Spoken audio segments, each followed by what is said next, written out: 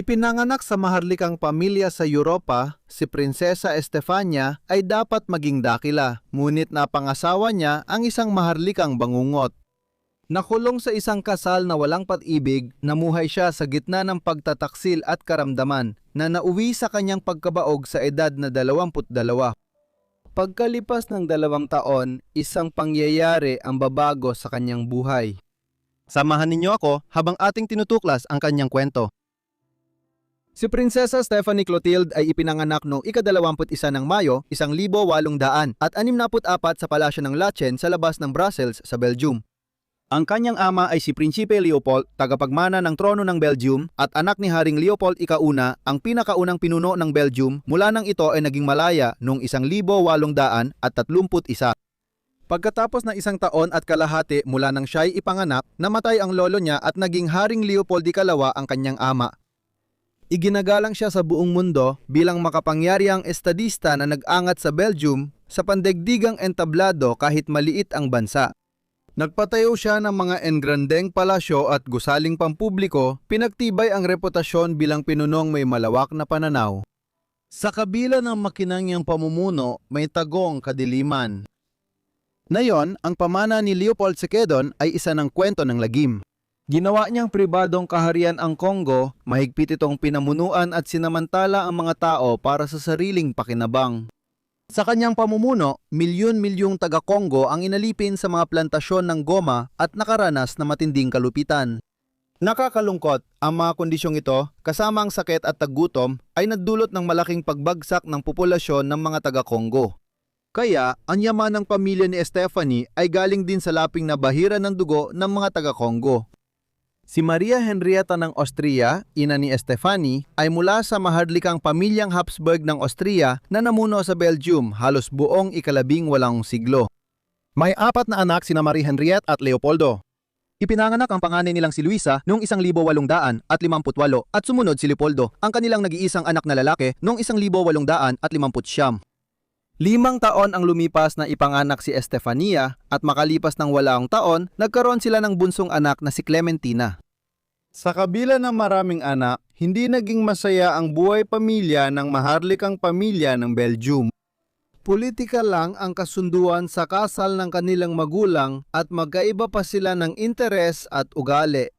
Habang lumilipas ang panahon, lalong tumindi ang tensyon at lumayo si Reyna Marie Henriette sa asawa na ginugol halos buong dekada 1870 na hiwalay sa kanya. Dahil dito, lalong humigpit ang mga mahigpit na patakaran ng buhay royal at sa mga susunod na taon, si Stephanie ay malalagay sa isang mas madilim na mundo kaysa sa kanyang inaasahan. Tinatakan ng trahedya ang mga unang taon ni Stephanie. Noong Enero 1869 gumuho ang mundo ni Stephanie nang pumanaw ang kanyang kapatid na tagapagmana ng trono na nagdulot ng matinding pagluluksa sa pamilya ng hari. Bagamat 4 at kalahating taong gulang pa lang siya, malalim ang naging epekto ng trahedya kay Stephanie at dito nagsimulang masira ang relasyon ng kanyang mga magulang. Pagkatapos, noong 1871 muling dumating ang sauna. Patuloy na nilalabanan ng Europa ang mga nakamamatay na sakit tulad ng typhus, bulutong at ason na kamatayan o kolera hanggang kumalat ang sakit sa Brussels. Nagkasakit ng malubha si Estefania na wala pang 7 taon dahil sa typhus. Ilang linggo siyang nag-agaw buhay, walang malay, nilalagnat at hirap na hirap sa sakit. Pinanggambahan ng pamilya niya ang pinakamasama pero laban sa lahat ng posibilidad, siya ay nakaligtas. 3 taon nang lumipas, nagsimula ang masusing edukasyon ni Stephanie. Tinuruan siya ng iba't ibang advanced na asignatura at naging multilingual, ngunit hindi siya pinalayaw at siya at ang kanyang mga kapatid ay tinuruan ng mahihigpit na tagapagdisiplina. Simula 1875 si Stephanie ang madalas na pinakamataas na ranggong babaeng maharlika sa korte. Nag-asawa at umalis ng Brussels si Luisa, ang nakatatandang kapatid niya, habang madalas namang wala sa kabisera ang kanilang ina. Noong taglamig ng 1878 tuluyan nang napagpasyahan ang kanyang kapalaran. Dalagita pa lang siya nang ipakilala kay Kronprinsipe Rudolf ng Austria kaysa isang anak na lalaki ni Emperador Franz Joseph at tagapagmana ng Imperyong Austro-Hungarian. 20 na si Rudolf at 14 si Stephanie, pero hindi aksidente ang pagkikita nila. Ito ay isang unti-unting inayos na tambalan. Sa likod ng mga eksena, puspusan ang negosasyon. Itinuturing ng mga Austrian si Stephanie na angkop na mapangasawa para matiyak ang paghalili sa trono sa pagkakaroon ng mga lalaking tagapagmana. Napakalaki ng presyon at matapos ang matagal na pag-uusap, naayos din ang kasal. Noong Mayo 10, 1881 ilang araw bago ang ika-17 kaarawan ni Stephanie, ikinasal sila ni Rudolf sa maranyang seremonya sa Vienna. Ngunit sa ilalim ng kumikislap na karangyaan ng maharlikang buhay, may mga madidilim na ulap na bumabalot sa kanilang pagsasama. Para kay Stephanie, malayong maging kwentong engkanto ang buhay may asawa. Walang dakilang pag-ibig, walang malalim na pagmamahalan, tanging tungkulin lamang.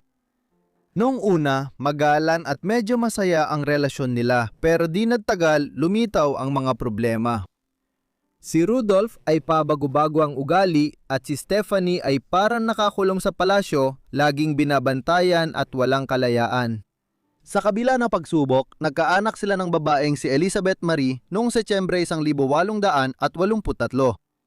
Sa halip na tuwa, halos hindi maitago ni Rudolf ang pagkadismaya sa balita. Kasi ang gusto niya ay magkaroon ng isang lalaking tagapagmana para sa imperyo. Siya ang magiging nag-iisang anak nila at ang tanging supling ni Stephanie. Pagsapit ng kalagitnaan ng dekada 1880, naging baog na siya. Ang dahilan? Ang sarili niyang asawa. Si Rudolf ay hindi lang alkoholiko, kundi matinding babaero na may iba't ibang karelasyon sa buong Vienna. Nagkaroon siya ng maraming sakit na naipapasa sa pakikipagtalik at ayon sa karamihan ng historiador, malamang naipasa niya ang syphilis at gonorrhea kay Stephanie na naging dahilan ng pagkabaog nito sa edad na 22. Sa una, sinisi ng mga doktor ang peritonitis. Itinago ni Rudolf ang kanyang sakit at nang malaman ni Stephanie ang totoo, huli na ang lahat. Nilamon siya ng sama ng loob matapos siyang pagtaksilan at mapahiya. Tumanggi siyang matulog sa iisang kama kasama ang kanyang asawa na umuwi ng madaling araw, amoy alak at ibang babae. Samantala, si Rodolfo na nalunod sa sarili niyang kalungkutan, lalo pang nalugmok sa bisyo. Pagsapit ng huling bahagi ng dekada 1880, alam na ng lahat sa palasyo na hindi na muling magkakaanak si Estefania. Nagpatuloy ang mga pakikiapid ni Rodolfo na parang walang nagbago at mas malala pa ang darating. Mula sa marami niyang kabit, may isang naging tanyag. Ito ay si Baronesa Maria Fitzera. Noong 1888 sa edad na 17, nagkaroon siya ng ugnayan sa 30 taong gulang na koronang prinsipe. Sa panahong ito, lalong naging pabago-bago ang ugali ni Rudolf, marahil dahil sa lumalalang syphilis niya. Siya at si Fitzera ay madalas magpalipas na maraming oras sa Meiling, isang hunting lodge na binili ni Rudolf malapit sa Vienna bilang pribadong taguan mula sa imperial na korte. Noong ika-30 ng Enero 1889, nakatanggap si Stephanie ng nakakagulat na balita. Nang umagang iyon, natagpuan na patay ang kanyang asawa, si Crown Prince Rudolf at si Mary Fitzera sa Meiling. Ang insidente sa Meiling, na mas kilala ngayon bilang Meiling Incident, ay nagdulot ng investigasyon at mga usap-usapan ng sabuatan, asasinasyon at maging ng mga pampulitikang intriga na umalinganggaw sa loob ng maraming taon. Ngunit sa huli, malagim ang katotohanan. Binaril ni Rudolf ang kabit niya bago siya napakamatay. Kaya, sa edad na 24 biyuda na si Stephanie at hindi na siya maaring magkaanak pa.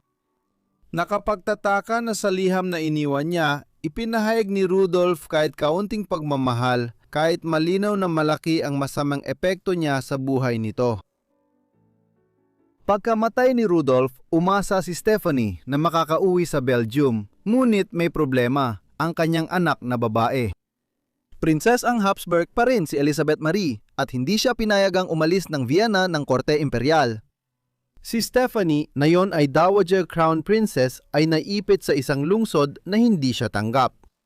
Tinalikuran siya ng kanyang mga biyenan at itinuring ang kanyang presensya bilang isang masakit na paalala na nangyari kay Rudolf. Sa panahon ng kalungkutan, nahanap niya ang aliw sa romansa kay Konde Arthur Podotki, isang Polakong maharlika na laging kasama sa pinakamadilim niyang araw. Ngunit muling humagupit ang tadhana. Si Podotski, na wala pang 40 taong gulang, ay nagkasakit ng kanser sa lalamunan. Dahil sa isang nabigong operasyon, nawala ang kanyang boses at namatay siya noong Marso 1890. Si Stephanie, na nagluluksa pa rin sa marahas na pagkamatay ni Rudolph, ay muling nadama ang dalamhati.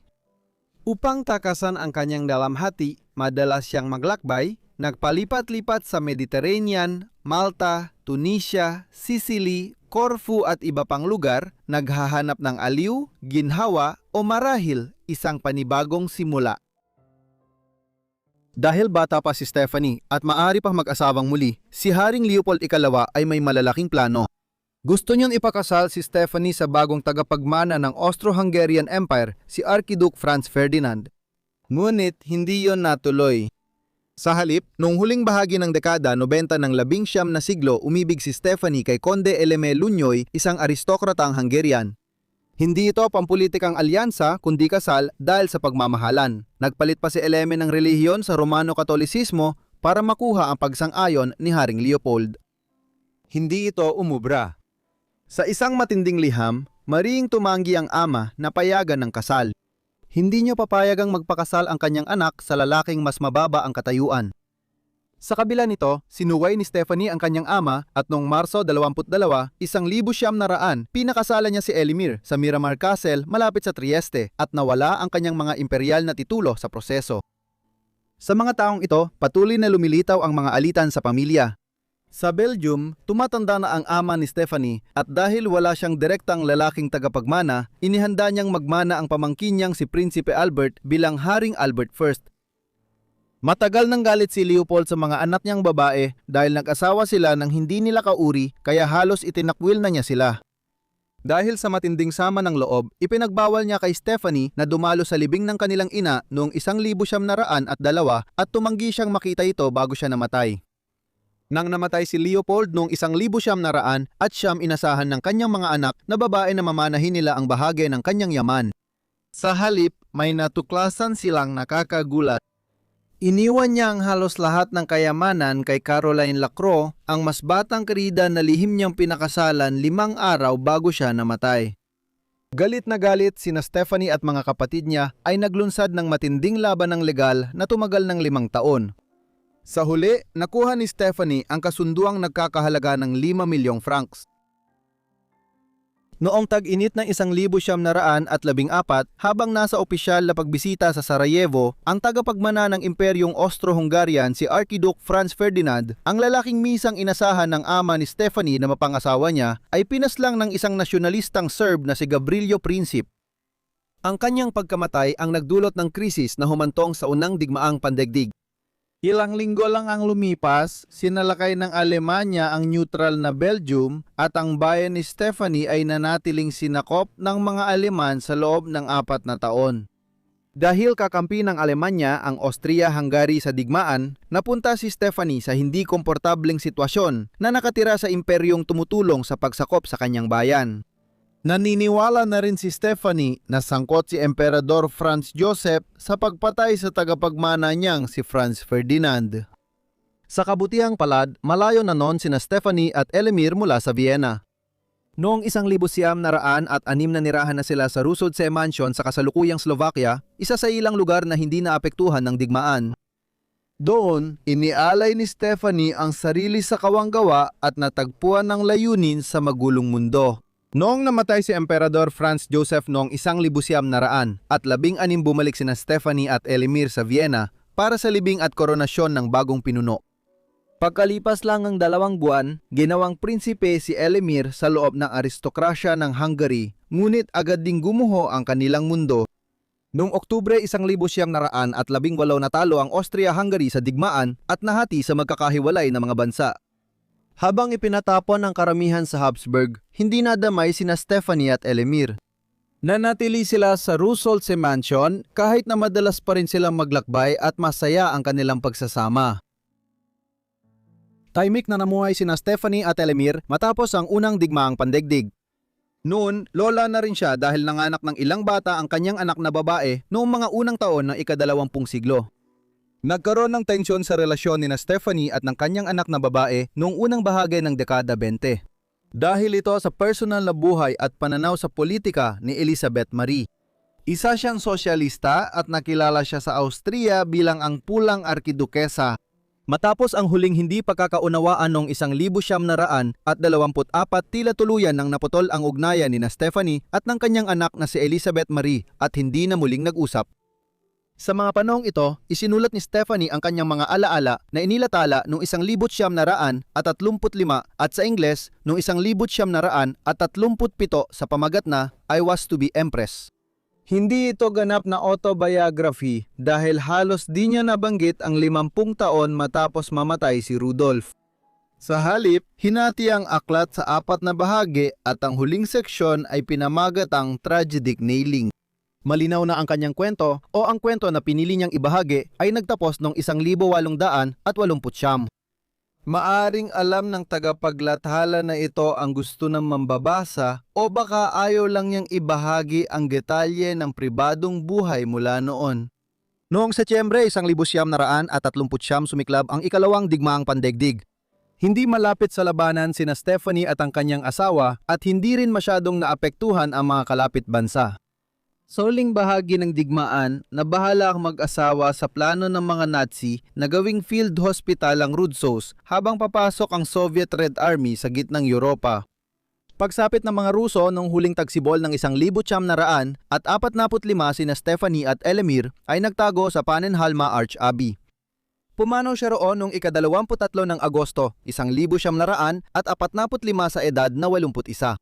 Inalisan niya ng mana ang anak niyang babae 1 taon bago siya namatay at hindi dumalo si Elizabeth Marie sa libing ni Stephanie. Inilibing siya sa kripta ng Arch Abbey at si Eleme na pumanaw halos 1 taon pagkatapos ay inilibing sa tabi niya. Salamat sa panonood ng video tungkol kay Prinsesa Stephanie ng Belgium. Sana nagustuhan ninyo ito. Ipaalam niyo sa akin ang inyong opinyon tungkol sa buhay sa ibaba sa mga komento at kung may mga suhestiyon kayo, sabihin din ninyo sa ibaba sa mga komento. Sana ay naging kawili-wili ito para sa inyo at sana ay nakasubscribe na kayo at naka-on ang notifications para makuha ninyo agad ang lahat ng aking mga video kapag nag-upload ako. Sige, hanggang dito na lang muna ako, kaya makikita-kita tayo ulit sa susunod na Forgotten Lives.